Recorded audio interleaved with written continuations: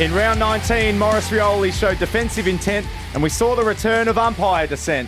In Launceston, the rain was pissing down sideways and get used to Essendon playing on Fridays. Pat Voss with a bag was absolutely insane and Jack Ginnivan dusted off Ken Hinkley's plane.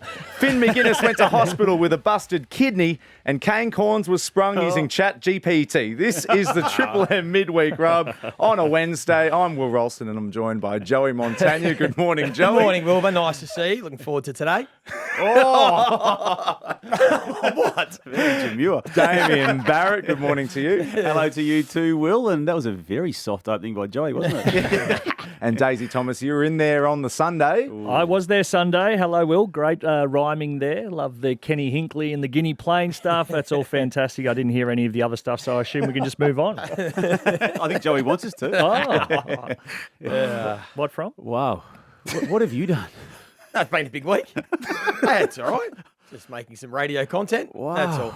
That's all, Damo. I know you love this stuff, Damo. I love when I'm not involved in it. Yeah, well, that's right. I don't, though. So I love I know you don't. That's why it's extraordinary, Joey, because I find you, and I mean this respectfully, quite non-confrontational when it comes to your own involvement in certain stories. And I mean that as a compliment because you like to talk about footy. Yeah, I do. I don't have beef with anyone. You took 33 minutes of Sunday's programming to get very personal. No, I don't have beef with anyone. I love just talking the footy. I'm not like you, Dave. No. I don't have grudges and vendettas. No. Want to fight I've never gone 33 minutes on the one show on one person. That's no.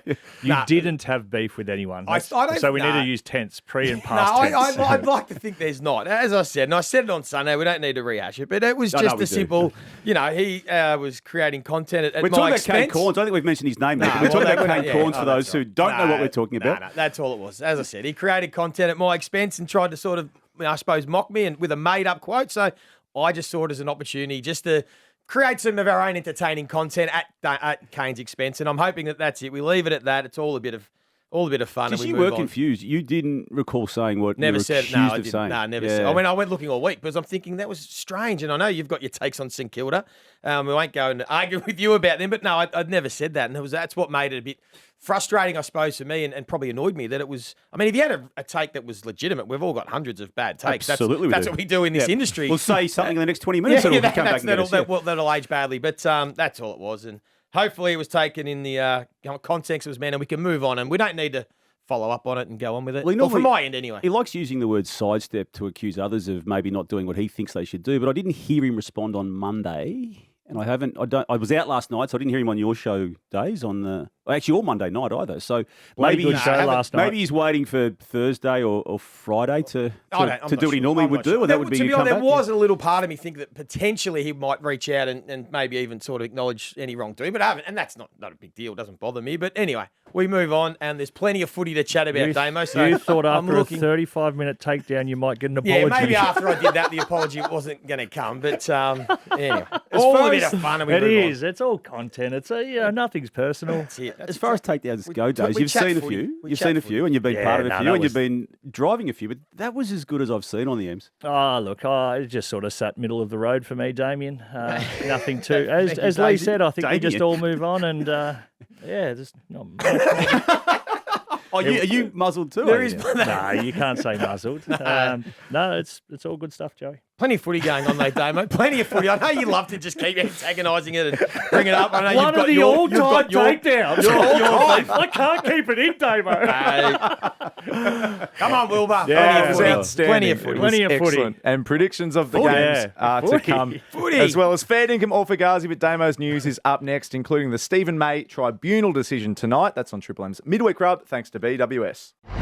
This is Triple M Footy's Midweek Rub exclusively on the Listener app, and time for some of Damo's news. And we start with Sam Doherty playing his final game tomorrow night. Yeah, it's a big moment, isn't it, in the context of where that man has come from and got to and been through in between days. I know you know him really well, and the 3 knee reconstructions are one thing, but it's the 2 serious bouts of cancer as well as the 3 knee reconstructions that he's had to overcome. And all the adversity and even the most recent game of footy he played, he contributed in an unexpected Carlton win against Melbourne last week. It all comes to an end for him this particular round, Thursday night against Hawthorn. And I like what they're doing here. They're isolating a game of footy for him to be celebrated. And I think it's the right way for him to finish up his time at Carlton. And equally, I think it's the right time for Carlton to look, partially toward 2026 and beyond without one of their great ex-captains and servants. Yeah, I'm not sure how the conversation played out and to who was sort of making calls on whether it was Sam saying he wanted to retire or the club positioning it that, as to your point there, that maybe we need to look forward and, that meaning that older players may be pushed out the door, whatever that is. But to your point, it's fantastic that they've given him a game to be celebrated. The Blues fans absolutely love him for everything he's done on the field, but there is so much respect across the competition for the adversity he's faced and overcome. Even back to, I remember the first training camp we'd been on just when he got to the football club, his father passed away. So there's stuff from go to woe effectively as to things that he's gotten over, put his best foot forward, become a hell of a player, a great leader and a great person. And watching him talk to Paddy Cripps yesterday in that address, I was watching. That was touching, wasn't it? I was getting emotional because they were the ones driving the let's stick together. We'll get this. We'll turn this joint around. We'll go to the promised land. And when we do, we'll be the ones here looking each other in the eye saying it was all worth it. No doubt it's still worth it for him, but they never got to the promised land. Looking forward to celebrating what a great career. Yeah, respect's the right word. And that's the vision I think the club released, chatting to the crowd. It does make you realise, like, being a footy player, for people listening, it's not all chocolates and champagne. Like, there are lots of down times and you care so much about winning and helping the club. And he's been through a hell of a lot, but I reckon he led that club really well through some difficult periods. And he'll go on to bigger and better things. He's a switched on man. He's a good footy person, and I don't think he'd be lost to the game. Yeah. Just on Carlton, we've been saying on this show, the Midweek Rub now for some weeks, that all bets are on the table potentially with the changes to the list. And we've known, obviously, for some time about the free agency status of Tom de Koning, and that's one story. But equally, for the last 6 or 8 weeks, we have been saying that both Harry Mackay and Charlie Curnow are gettable for the potential clubs that want to come to them and go to Graham Wright with a feasible offer. Don't muck around and don't dip your toe in the water and go all in. The narrative is changing on this across the board now. On the I think it was Tom Morris last night linking potentially a liking of Charlie Curnow to the Gold Coast region. And look, he's contracted long term, but this is going to be a volatile period for Carlton, whether change happens with player movement or it doesn't. There's going to be conversations behind the scenes that are going on of this nature. There'll be some change, won't there? There's no doubt. Well, they need to make change. I don't think still they need to go drastic and get rid of their best players and completely rebuild. And I think you can still just chop and change a little bit and add what you need. But it's going to be an interesting period. You did bring it up a while ago, Damo, that Mackay, Curnow, they're all on the table. I like, though, the Carlton have said, no, we're keeping you. You've got to decide as a club who you're keeping and who you might be able to move on for better options. And I'm hoping the Curnow stays. Well, I think the certainty is that TDK goes. Yeah. I think we all agree to that. And even if he wanted to stay, the financial difference is just too much to look and knock back. There's zero chance that Charlie gets to the Gold Coast Suns. That was a feeling out and sort of speaking to some people around the club. There was a loose understanding that they both thought someone had spoken to the Gold Coast Suns. So it was almost if you do want to consider moving me on, I'm open to going somewhere like that. No. More so the club going, hey, have you guys reached out to the Gold Coast? Because that isn't happening. And then Charlie's camp coming in and going, have you blokes reached out to the Gold Coast? Because he isn't going anywhere. Right. So that's good news for Blues fans and for Charlie that he's adamant and the club's now adamant that he's staying. Good. But I'm with you. You can't lose TDK plus a host of other players. You've got to still manage to keep your top-end talent. I know that's a squeeze with the salary cap, and that probably means the bottom end isn't quite there, but they need to be really tactical with their recruiting. Just on the Suns, we got news out of the game last week that they lost, that Daniel Rioli had badly fractured a lower leg and will miss at least the remainder of the home and away season by way of the initial diagnosis. And clearly that affects them in terms of just trying to A, qualify and B, qualify well for finals. But if he is to come back, it may well be a very underdone Daniel Rioli if they do indeed make finals. Yeah, it's a big blow, and I'm doing some stuff tonight, having a look at Gold Coast last 6 or 7 weeks, and they really have dropped away. I think the Collingwood win almost just sort of wallpapered a few cracks about where their footy was at. I mean, you think about the Melbourne game, they played an awesome first quarter. From then on, the game was even. The Essendon win, it was even at three-quarter time. They blew them away. They've done it in like 30, 40-minute patches, but overall, they just haven't been the same team that we saw in the first half of the year. And looking at some players, a lot of them have dropped off their form. From like Johnny Noble hasn't been the same since the first half of the year. Ben Long's another one.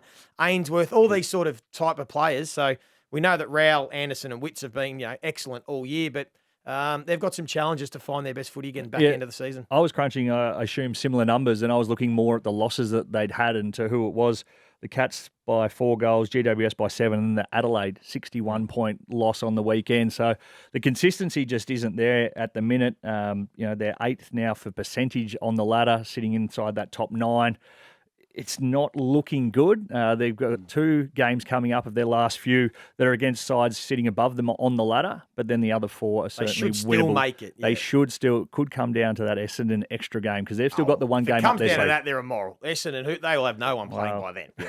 You're not losing that if it means you get in if you win.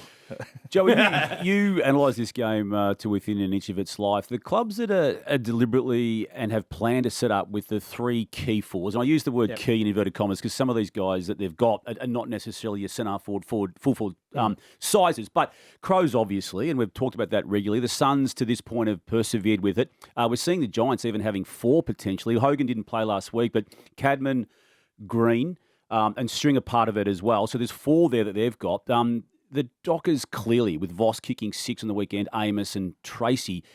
And the Hawks are going to consider it now that both Cal Shadir and Mitch Lewis are right. It's actually working out as a significant point of difference to these teams up near the top of the ladder. Yeah, it's a fascinating discussion. I did something last week. Basically, every team in the top 8 plays 3 key forwards. Even the Brisbane Lions, they play the second ruck, whether it's Darcy Fort or Sam Day, along with Hipwood and Logan Morris. So every team has the 3. It's probably only Geelong that have the 2, but that's because Blitzarves... Danger for a period played as one. And on the weekend, Mark, Blitzarves played as a forward. So they tried the 3 forwards, and they're a bit different because, as we said, Blitzarves doesn't have to play forward as a second ruck. But every other team plays 3 key position players, even Collingwood to an extent, McStay, Mycheck, Membry. Membry plays more like a full forward than he does... And Elliott too is a pocket size, but he plays as an outright full forward. So whichever team wins the flag is going to probably do it with the 3. And it's just a matter of which 3 can do it better come finals time. And then on the back of that, it's how good your smalls are at keeping the ball in there. Because we know the talls, they're not great at keeping the ball. Once it hits the deck, fantastic on the lead, but those smalls getting to work, so that's a massive part of those forward lines as well. Now, the Stephen May hit on Francis Evans has become a saga even before it hits the tribunal tonight, Days. Take us back to what you felt when you first saw that contact. He's been sent straight to the tribunal, facing a 4-week ban before it even starts. I thought it was a bloody good contest when we were watching it live. We were doing the game, and there was not a whole lot of remonstration live, which generally means that the players around the ball thought that was just a big footballing contest. Gone back and watched it numerous times in slow motion from sort of the point where Frankie Evans gets the ball as to when the contact is made, but I don't think that's the sort of the vision that will be most important when they come to arguing tonight. I think it'll be the lead up as to how the ball is rolling, because I think for 90% of that ball going inside forward 50, D50 for Melbourne, that was Stephen May's footy. It's only at the last minute that it sits up on its point, and collision was inevitable. He never raised his arms. He was still sort of looking for the ball as it went past. He actually makes contact with the ball on going through. I sit here most weeks and defend the players and can see how they should be getting off. This one, my mind would be blown if he does not get off. This is a footballing act to its core, and if he gets 3 weeks or more for this, I don't know, and we say this a bit, where the game is at. It's a big test case to see what is a reasonable expectation for a player contesting a ball. And because that's the big one, he's contesting a ball, and then at a split second, someone is slightly going to get their hands on the ball first. It's never going to be completely 50-50. So I think we've seen a bit of a change in recent weeks. I mean, Alex Pearce was contesting a marking contest, got given the 3 weeks, got off at the tribunal. Ben King went for a ground ball against Lockie Whitfield, took him out, concussed him, didn't even get cited. Didn't have a case so, answer. And you've got to remember, size is a factor. I mean, Stephen May is a massive unit, and he's bigger than Frankie Evans. Alex Pearce, a big unit on Burn Jones, and King on Whitfield. So we've got different shapes and sizes on a football field. Do you think he should get off? No, I think he should get off, yes. Yep. I think that, for me, was reasonably contesting the ball, and it wasn't reckless in his action with the contact. He had his arm down. He's almost tried a half turn. He hasn't tried to take him out. So I would like to think he would get off that tonight. And the other side of the coin is, if he wanted to take Frankie Evans out there with all those, he could have put him into next month. And then he would have got 5 or 6. If he had a turn to shoulder, bigger man against smaller man with all that momentum, if he was trying to do damage, he could have done maximum damage. Yep. I think he did his very best to take away and limit that damage. We'll see how Stephen May goes at the tribunal tonight. 4 local derbies this weekend. We'll get all your tips coming up soon. But up next, fair dinkum or Fugazi on Triple M's Midweek Rub with Joey, Daisy and Damo. And speaking of Pat Voss, in his 21st match, Joey, Pat Voss's breakout game on Sunday couldn't have come at a better time for Fremantle. Oh, they needed him, absolutely. It was probably their biggest win of the season, sets them up to play finals.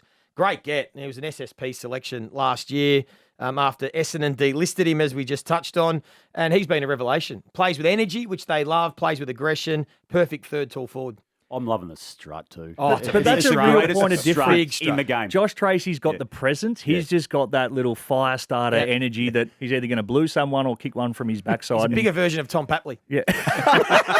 Great summation. Damo, they're still in good shape, but the Lions' yips in front of goal will eventually cost them. It's a really good point. So that's a fair income comment from you there, Will. And they dominated, particularly the third quarter of that game, that they nearly lost against the Bulldogs, and it was another bad performance. They got by with it last year. There were a few moments in the home and away season last year, got to the finals. It ultimately didn't matter, but it nearly exposed them on the most recent match. Yeah, that felt like a little duffel coat, fair dinkum or Fugazi. Your nervousness about the British He's right, Lions. though. He's right. It absolutely could bite them in the backside in the final. Yeah. I know it's an issue internally, so you're on the money. They've discussed it big time at team meetings this week. So that Adelaide game earlier in the year, Yeah, Adelaide you're over right. that last Eight quarter. in the last quarter. My there's goodness. another duffel coat for you. Nuffy. Daisy, the subs days are numbered with Greg Swan now in charge. That is fair income, and for good reason. Get rid of it. Who cares? Either have 4 on the bench or 5. That'll be the next talking point that everyone's blowing up about. It's got to stay at 5, doesn't it? You don't want to reduce opportunity for Clubs players. wouldn't want it to go back to 4, I think, just for the way that you have to, if someone goes down early, then the loads and all of that. So I think the days of it being a war of attrition, if someone goes down early, I think they're sort of numbers, because everybody, including the AFL, understands the long game and how long and hard this season is. 5's fine because you just keep the interchange rotations the same. So it's not like it's going to extend anything else. Just means you've got to be a bit more tactical with how you use your interchange. Joey, we touched on this a bit earlier, but the Suns lost to the Crows undid all the gain from their win against the Pies. Yeah, that's fair income. I think that's a big blow. They should have been better than that. Probably just shown me they're not quite ready this year. I still think they're going to be a great side, but they're probably now, they still might make finals. I don't think they're going to do a lot of damage in September, but setting themselves up for next year. Damo, if the season were to end this week, Dan Curtin has done enough to clinch the Rising Star Award. Oh, I'm going to say My boy. Fugazi, only because I agree that he's my favourite for what it's worth, Will, but I feel that you cannot underestimate what Levi Ashcroft has done over an entire season. And I still reckon if Murphy Reid can produce another 2 or 3 let's go with 2 more good games, I think he's right up to his eyeballs with a chance in that race as well. There is a bit of recency bias in this. He's had a great 6 weeks, Dan Curtin, but his first 11 weeks, there wasn't a lot of talk about him at all. And the other thing I reckon you've got to consider... Second-year player. Second-year player. Levi Ashcroft, Murphy Reid, first-year players. I know that You doesn't can't. matter. I but don't think it's you can. something- Once you're eligible under the criteria, I think you have to judge them the same. But I hear what you're saying. Regardless, he's going to be a player for them for such a long time. What a unit. He's going He to play is. midfield. He's going to be a bona fide midfielder at some stage. So Bontempelli's size. yeah. So that's very exciting and good if you got on him early. Daisy. Someone might have. Collingwood's last fortnight of un-Collingwood-like tight losses are cause for concern this late in the season. That is 1,000% Fugazi. They should have been winning the game, especially on the weekend. They had chances late. I know that doesn't guarantee anything, but the Gold Coast game, again, they had chances in that first quarter to be a lot closer than not scoring. I don't think they'd be too concerned, although all that good work to setting up the season and then potentially resting players on the way in. When you look at the draw with Brisbane Lions, Hawthorn and Adelaide, and a couple of those are really short breaks. That Adelaide game, how big is that already one of them known to be? One of those games is a 5-day break. So that's why Pendles had the rest, started as the sub the other week. So they have looked a little bit forward, but they don't have the luxuries that they did a couple of weeks ago. But Fugazi as to whatever the first thing you said was. And Joey, some positivity to end. We're through the mid-season slog and the 2025 home and away season is poised for a thrilling conclusion. No, I think that's Fugazi. I want to be positive, but it sounded like it. I was trying to think about where we're going with that. We're all looking at one spot in the top 8, aren't we? The top 4 race. Top 4 race. Well, that's the same every year. It's not the biggest crescendo to a home and away season. I think right now we could just say let's get the finals going right now. What's happened to you? You get into blues individually, and now you're talking something down. Massive 5 weeks. I can't wait for it. Looking forward to seeing the Bombers on Thursdays and Friday nights. All the round 20 predictions and tips up next on Triple M's Midweek Rub with Joey, Daisy and Damo.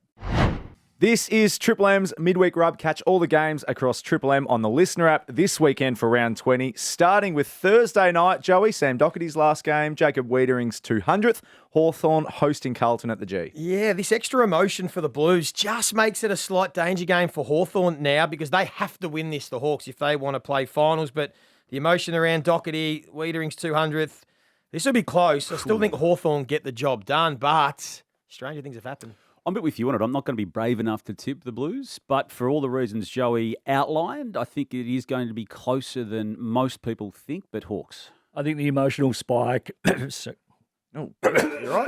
Get that frog? That was gaspers, I think, not a frog.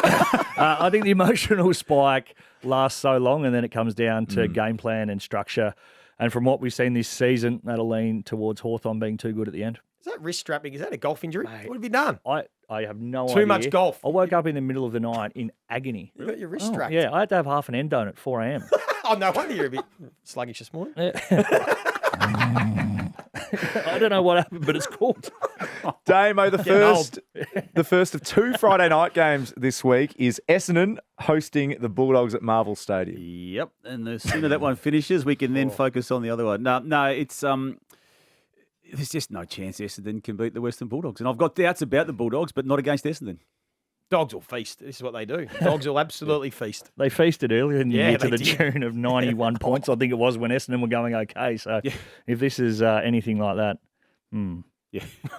And then, Daisy, half an hour later on Friday night, it is the Giants and the Swans at NG Stadium. Well, this one has some real interest now. Obviously, the Swans are, I think it's mathematically still a chance, Joey. They have to win every game coming in and hope for results. But if this one goes, it's an elimination final for them. So they'll be toast if they lose. And the Giants, they've put a really good sort of 5-6 week patch together. So I'm really liking... two of the Swans. Yeah, I'm really liking what the GWS Giants have done in terms of rolling Brisbane, the Gold Coast Suns, and then they're getting it done. I think they win in a close one and break a 5-game losing streak to the Swans. Always good games, these ones. Calling this for Fox Footy with Dwayne Russell. I think Giants up to the Harbour City. I think Giants are rolling, so I think they win. Hey, and you'll be back again for the Saturday night game? Saturday, North Melbourne, Triple M game Saturday night. Yes, North Melbourne, I think. I haven't even got to Saturday night. Private jet. Private jet again. Yeah. I'm going to go the Swans in this. I like what they've done the last few weeks, and the re-inclusion of Errol Goulden has just allowed everything to sing for that club. So. Adam Kingsley, just a bit of advice, maybe put some time into Isaac Heaney.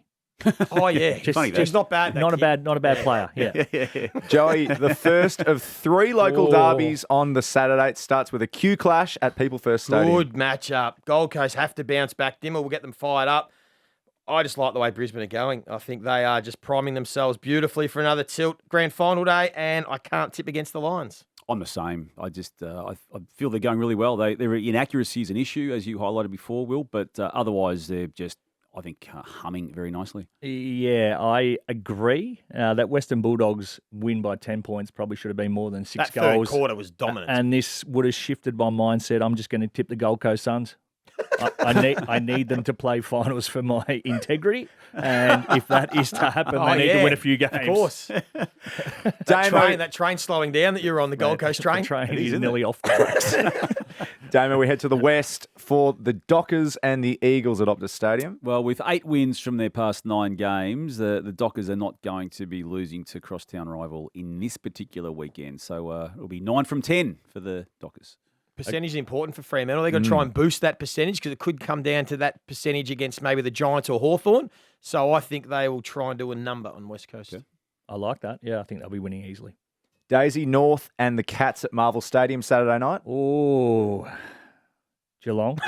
I was like, what? Theatre. No, look, if North can be competitive again, and it is annoying me Damo that we're loves it saying when they're competitive. You know what's Another annoying nice me? loss last week, if they get Daisy. 3/4 time and they're in the game and then get blown away. That's starting to frustrate me, so I cannot imagine. Done it what for it's 3 doing to years you. now. Yes, Geelong should be winning this comfortably. You cannot mount a case for North against Geelong. So Geelong. Nah, you can't.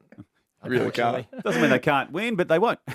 And then a showdown, Joey. It is Adelaide and Port. Saturday night, Adelaide Oval. Kenny's Good round last of, showdown. Good round Yeah. of footy, Yeah. this one, actually. This is going to be another must-watch game, but it's same as the Q clash. You can't tip against Adelaide, although I'd love to see Port just get one more fire in them under Kenny. We fire them up one more time. It could be his He last might have- shot, couldn't it? He might Yeah. have one more win in Kenny, And where he Rosie uses the emotion. seems to be getting himself right to return. But and this Adelaide team is absolutely Yeah. airborne at the moment, so hard to beat. I wanted to tip Port for that very reason. Yeah. I just cannot do that. And the Crows. Yeah, I'm going with the Crows. I went through their sort of last 6 weeks, as I'm sure you were doing what we were talking about before.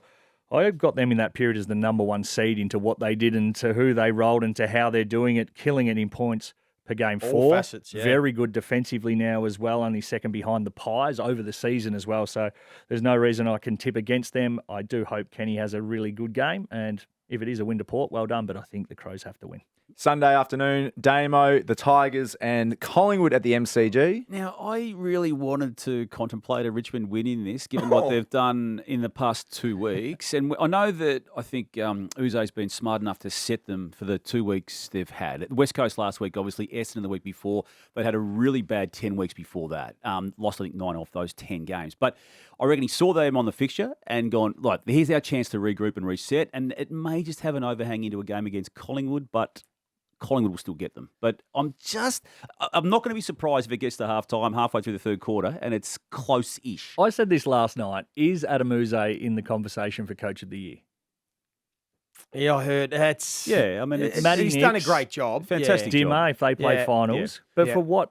I mean, he can't get the title given he's Because not he's going to finishing make in finals. 16th. Yeah, and that's the way we have to judge people. But in the context of where he himself and his club is coming from, yes. Yeah, it's just more whether we set too low a bar for Richmond in hindsight. When you think about how many senior players they've got playing and playing at a good level, whether we just maybe underestimated the Tigers list because they've got a lot of good players. Shout out to Tim Taranto. He's coming top 20 in the top 20 in the coaches' Nick votes. Vlosten, Nathan Nick Broad, Broad, the Nank, Hopper, Nank. the old flying doorknob. Yeah, so there's been a few there, but I think Collingwood win. We're doing this game for the Sunday rub. Earlier start Sunday, Daisy. We're on air at 12, doing this perfect. game at 2. Could you see a possible upset? I can see Richmond being competitive. Yeah. I can't see them winning. Yeah. But they I be can see competitive. the Pies doing a number. Okay.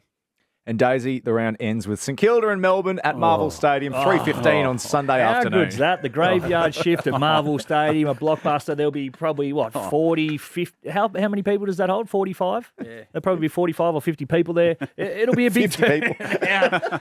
Look, I'm going to tip the Saints. Stuff it. If they tag Cozzy Pickett, Saints will win. Mark Windhager did a job on him when they met earlier in the year at Alice Springs. So if he does that again, I think St Kilda should win. Melbourne for me, but no confidence in that. Catch every game across round 20 on Triple M and the Listener app starting tomorrow night with a Thursday rub ahead of Hawthorn and Carlton from the MCG with Jack Heverin, Kate McCarthy, Isaac Smith and Jay Clark. This has been Triple M's Midweek Rub.